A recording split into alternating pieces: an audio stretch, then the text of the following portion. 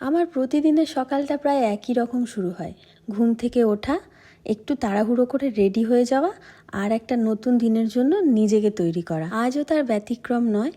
আজকেও একটা নতুন দিন আর একটা নতুন শুরু। কখনো কখনো এই রাস্তাগুলোকে খুব বেশি পরিচিত মনে হয়, আবার কোনো কোনো দিন খুব অপরিচিত লাগে। তবে প্রত্যেকটা দিন এই রাস্তা দিয়ে যেতে যেতে নতুন নতুন কিছু অনুভূতিও তৈরি হয় আমার। কখনো মনে হয় আজকে তো অফিসে ভীষণ চাপ দেবে, আবার কখনো কখনো মনে হয় আজকে তো তাড়াতাড়ি ছুটি হয়ে যাবে। বাড়িতে গিয়ে আমার যা মনে হয় আমি তাই করব, আমার হাতে অনেকটা টাইম থাকবে আজকে। সকালের এই ব্যস্ত শহর, মানুষের ভিড়, গাড়ির শব্দ, মানে সবকিছু মিলিয়ে যেন প্রতিদিন একটা আলাদা আলাদা করে গল্প তৈরি হয়। আজকের গল্পটা আমার জন্য একটু আলাদা। কাজের চাপটা আজকে একটু কমই ছিল, তাই আজকে মনে হলো যে একটা ছোট ভিডিও বানাই। এবার ভিডিওটাতে যে এত সুন্দর একটা ক্লিপ অ্যাড হয়ে যাবে এটা আমি একদমই ভাবিনি।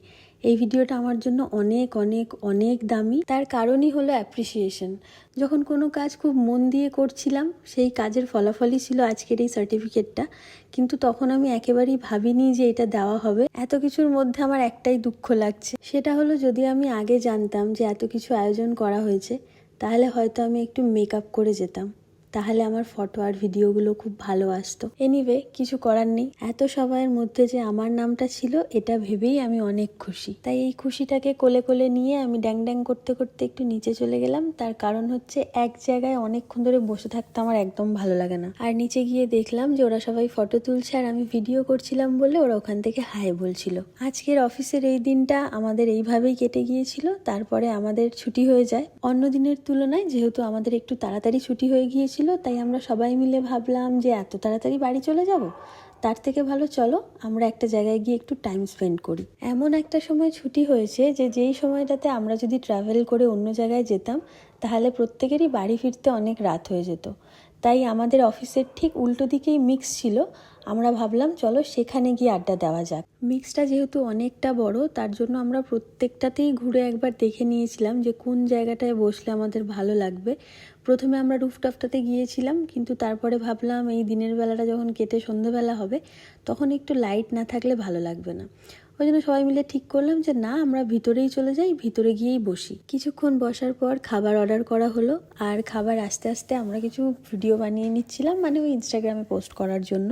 কিছুক্ষণ বসার পর আমরা নিজেদের মধ্যে গল্প শুরু করেছিলাম। আর আমি বসেছিলাম এই দিকটা, ওরা বসেছিল ওই দিকটা। তার কারণ হচ্ছে আমার ওই সোফা, তারপরে চেয়ার, এগুলোতে বসতে আর ইচ্ছা হচ্ছিল না, মনে হচ্ছিল পাটাকে তুলে বসি।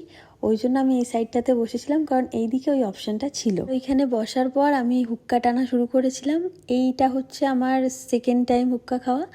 এর প্রথমে আমি একবার খেয়েছিলাম, তখন আমি কেশে কেশে মরে গিয়েছিলাম। আজকেও সেম হয়েছে, আমি জাস্ট ওই ক্লিপগুলো দিইনি কারণ সবাই হাসবে বলে। যারা অ্যাকচুয়ালি হুক্কা খায় তারা আমার এই হুক্কা টানা দেখেই বুঝে যাবে যে আমি একেবারেই বিগিনার, আমি এগুলো একদমই খাই না। মানে এই সবাই থাকলে তখন যদি টেস্ট করতে বলে তখন খাই, আর অ্যালকোহল তো আমি খাই না। বেসিক্যালি আমার স্টার্টারগুলো খেতে ভীষণ ভালো লাগে, আমি ওইগুলোর জন্যই বসে থাকি। দেখো, মিক্সে গেছি আর ডান্স হবে না, এটা কখনো হয়? একদমই হয় না। সবাই মিলে ফ্লোরে চলে গেলাম ডান্স করতে। খুব চুটিয়ে মজা করেছি, খুব ভালোভাবে নাচ করেছি মনের আনন্দে, যেটার জন্য এসেছিলাম। So by.